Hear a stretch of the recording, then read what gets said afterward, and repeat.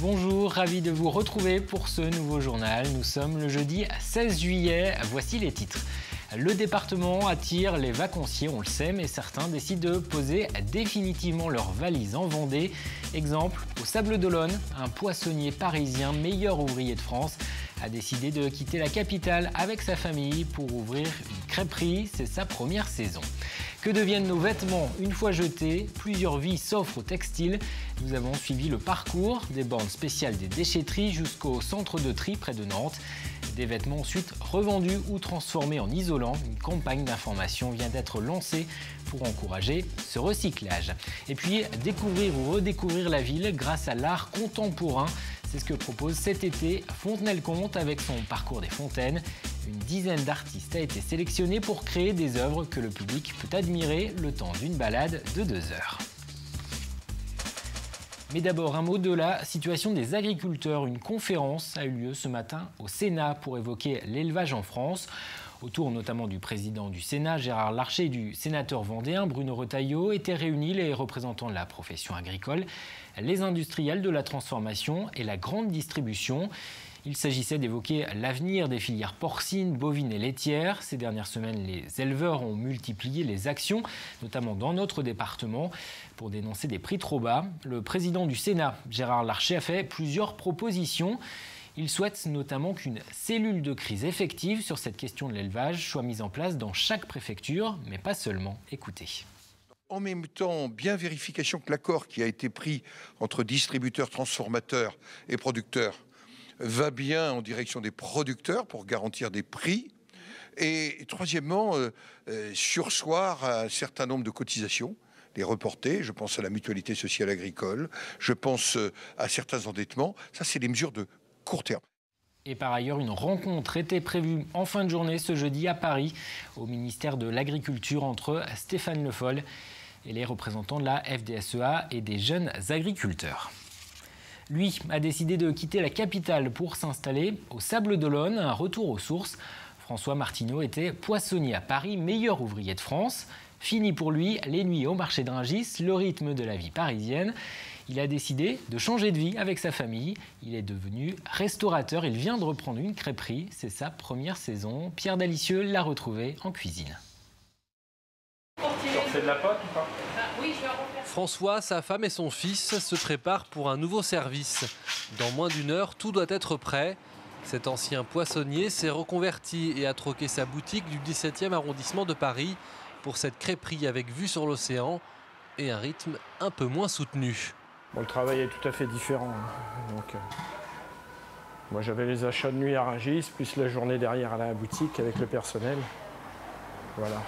Que là, le matin, j'ai pas à me lever trop tôt pour faire les achats et je me fais livrer principalement avec les fournisseurs avec qui on travaille. Ça change la vie un peu. Voilà. Par contre, on finit beaucoup plus tard le soir. Mais voilà. La vie est différente.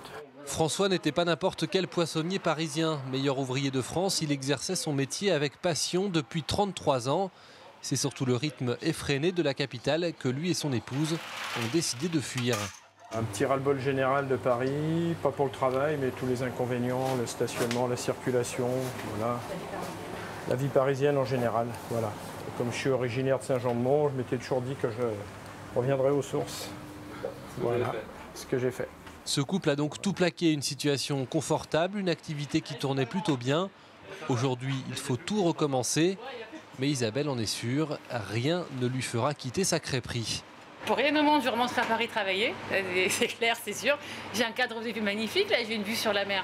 Je suis super contente. Et puis voilà, puis la vie est agréable en Vendée, il fait quand même meilleur qu'à Paris. Les gens sont sympas, c'est bien, je suis contente. Sur Paris, il y a plein de gens qui en ont ras-le-bol. Ouais, j'ai envie de changer. Ouais. Les Parisiens, ils explosent. Mais il ne faut pas qu'ils viennent tous en Vendée, ça va, il y en aura trop. Une reconversion qui en ferait rêver plus d'un, mais attention, pour le moment, rien n'est joué. Leur première saison débute en ce moment. Le temps de se faire une place parmi les autres restaurants des Sables d'Olonne. La fibre optique continue de se déployer dans le département. 30 000 foyers vendéens n'ont pas accès à l'Internet haut débit. indispensable pour pouvoir regarder dans de bonnes conditions une vidéo sur son ordinateur par exemple. Un plan départemental numérique a été défini. Il prévoit d'ici 2017 d'améliorer les connexions en déployant de la fibre optique vers les territoires les moins bien desservis. Ça concerne certaines zones rurales, mais aussi les îles comme Noirmoutier. Des travaux ont ainsi été réalisés récemment du côté de l'Herbaudière. Près de 6 km de fibre optique ont été déployés. 900 foyers et entreprises disposent désormais d'une connexion Internet 6 fois plus rapide. Et je vous propose d'écouter le conseiller départemental Noël Fauché.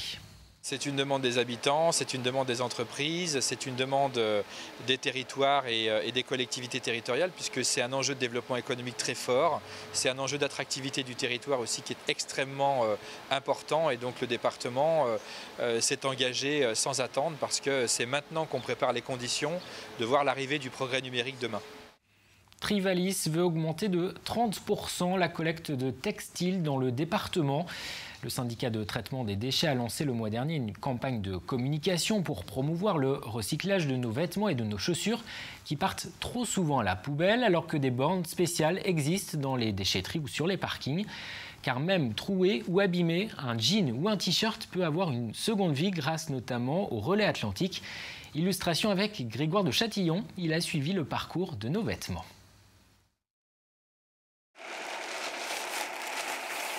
Chaque matin, Yannick collecte les vêtements déposés dans ses containers. Il réalise aussi un premier tri. C'est retrié par derrière, revendu ou redonné. Et ça crée de l'emploi et c'est ce qui est formidable. Salut madame. En effet, 10 containers installés, c'est un emploi créé. C'est ici, dans le hangar du relais atlantique basé à Couéron, à l'ouest de Nantes, que sont déchargés les textiles. Lionel Pinault est le directeur adjoint de cette entreprise, pas comme les autres. Membre d'Emmaüs France, elle fonctionne grâce aux dons et valorise les vêtements qu'elle récupère. Nous voyons tout d'abord ici l'ouverture des sacs, où nous séparons les chaussures des vêtements, ainsi que les déchets potentiels. Ensuite, vous pouvez voir le tapis de tri où nous allons faire un premier tri suivant le type de vêtement, suivant la matière, suivant aussi l'état d'usure du vêtement. Celui-ci, après vérification des boutons, de la fermeture éclair, sera destiné pour nos boutiques. Alors que celui-ci, on peut bien comprendre avec tous ces trous, même si ça peut être à la mode, celui-ci sera plutôt destiné pour faire du panneau isolant. Donc voici un petit exemple de panneaux isolants à base de coton de jean. 15 tonnes de textiles sont ici valorisées chaque jour. Quand les vêtements ne sont pas transformés ou exportés dans des pays en voie de développement, ils se retrouvent dans l'une des boutiques de l'entreprise. La seule dans le département est située à Chalain. On reçoit la livraison le mercredi, donc à peu près 550 kg par semaine. Et ensuite, on déballe à peu près une centaine de kilos par jour. On a des accros qui viennent tous les jours parce qu'elles savent justement qu'on va remettre tous les jours de la nouveauté. Si vous triez votre armoire et déposez vos vêtements dans l'un de ces containers près de chez vous, vous ferez non seulement un geste écologique, mais aussi un geste solidaire. En cyclisme, la victoire de Joaquim Rodriguez aujourd'hui dans la 12e étape du Tour de France entre Lannemezan et le plateau de Beille. C'est la deuxième victoire de l'Espagnol sur ce tour, une journée marquée par la pluie et la grêle. Romain Sicard termine 7e, Pierre Roland 15e. Juste après ce journal dans les Vendéens du Tour, Simon Philippot reviendra sur les résultats du Team Europcar. Le peloton quitte les Pyrénées pour la Vallée du Tarn. Demain, étape entre Muret et Rodez. Et puis des coureurs cyclistes, il y en avait aujourd'hui à Challans, ceux du Tour 1910. C'était ce jeudi la première fois à l'ancienne de l'été. 3 autres sont prévus d'ici le 20 août. Le temps de ces journées, la ville replonge au siècle dernier. Grâce à 1600 bénévoles investis pour faire revivre une école, quelques anciens commerces ou de vieux métiers. Et parmi les participants cette année, des Italiens invités à l'occasion des 10 ans du jumelage entre Challans et Saronno. C'est en Lombardie, tout près de Milan. Des Italiens qui ont eux aussi enfilé les costumes de l'époque. C'est une ville vivante et j'ai choisi de me costumer ainsi pour me mettre dans l'ambiance de cette fête traditionnelle. La fête est beaucoup sympathique et j'adore ce ville. Direction à présent Fontenay-le-Comte, cet été jusqu'au 20 septembre. Un parcours d'art contemporain propose de découvrir ou de redécouvrir la ville. Le thème lancé cette année, les fontaines, une trentaine d'artistes a postulé, 9 ont été sélectionnés. Ils ont chacun créé une œuvre exposée dans les parcs et les jardins de Fontenay-le-Comte. Des visites sont organisées pour les découvrir. Cyril Guillet. Cette année, le parcours contemporain proposé par la ville de Fontenay-le-Comte offre une thématique singulière, inspirée d'un des lieux incontournables de cette cité, la fontaine des Quatre Tias. La fontaine des Quatre Tias a effectivement sur son fronton une devise qui est « Fontaine, source jaillissante des beaux esprits », qui aurait été dite par François Ier. Donc qui fait référence à tous les illustres artistes qui sont venus à Fontenay. Avec le parcours des fontaines, la ville invite l'art contemporain à participer à son histoire. Pour ce faire, 9 artistes ont été sélectionnés. L'objectif, qu'ils s'approprient un lieu pour y créer une œuvre qui prenne la forme d'une fontaine. Vous avez le privilège, dans le cadre des visites guidées, de rentrer dans ce jardin, sinon l'œuvre se voit de la terrasse du parc Baron. Des visites commentées animées par Stéphanie Barbon qui permet de voir la ville sous un autre angle et de découvrir des lieux rarement ouverts au public. La ville est magnifique, des grandes cours comme c'est, ouais, c'est très joli. Et parmi ces 9 œuvres proposées, il y a celle de Karl Hurtin, une pièce installée dans le jardin de la maison Chevolot aux accents impressionnistes. C'est une fontaine-fenêtre, donc il a repris les façades fontenaisiennes, comme la façade donc, de la maison Chevolot, pour constituer cet assemblage de fenêtres qui fait comme un rempart, comme un paravent entre le jardin et la Vendée. Quelques rues plus loin, Prisca Cognier propose sa fontaine Divagation. Le lieu choisi est la cour intérieure du musée vendéen, en écho à l'ensemble des verreries gallo-romaines conservées dans ces lieux. Au fil du parcours, vous découvrirez le travail de Ghislaine Portalis, Joachim Mauvoisin, Bibi. Mais la pièce maîtresse de cette exposition est sans nul doute l'installation du Sablais Olivier Cazeneuve, intitulée L'arbre en larmes. Il a pris l'arbre, un arbre existant comme support, et il a créé autour de cet arbre.